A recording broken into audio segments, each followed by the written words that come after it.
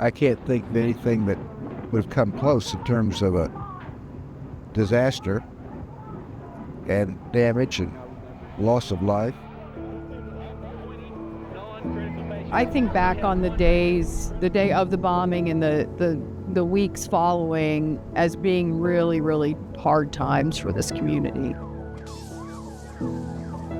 You know, we used the federal dollars that we got to, obviously for bombing repairs and improvements, but it also went to preserve this building and make improvements here and kind of keep it, in effect, mothballed for 15 years. To focus on legislation that would declare the new bombing memorial a national landmark. It was decided that an attempt would be made to save the building and the trust would buy the building.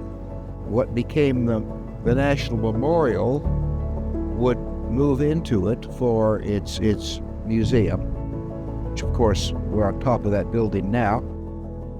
Things that over the years we've worked on, we work on them 3 years before anyone knows about them, and then another 2 years before they break ground. Ryan and Donquay Hammonds helped break ground today too.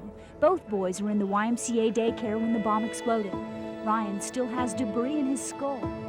We also used some of the funding to purchase the piece of property across the street where the YMCA had been located. The YMCA was, of course, badly damaged, and it been damaged beyond repair. They decided to stay downtown, and ULI was pretty fascinated with Automobile Alley and its potential. And then, obviously we kind of seen that. The buildings were still there, the bones were there, but there was a lot of empty buildings kind of run down. We had to bring everything back up to current code.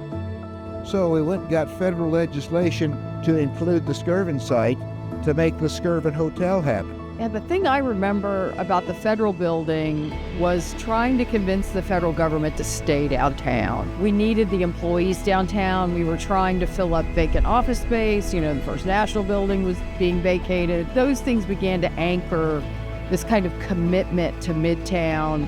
And the Devon Tower, it's a visual example of this is a new city. This is an entirely different city. Special legislation was passed so that the MRRA money, we were able to use it for bombing repairs to the churches in the area. And I don't think that had ever happened before, where federal dollars went to private religious organizations. And it's this collaboration between the private sector and the public sector in Oklahoma City that really is the secret to our success. Downtown is like for everybody. It's not one ward or one person's place. It's for all of us. The next step is to cause the light to expand over the next 30 years. From great tragedy, good things can happen. And it's people who make those good things happen.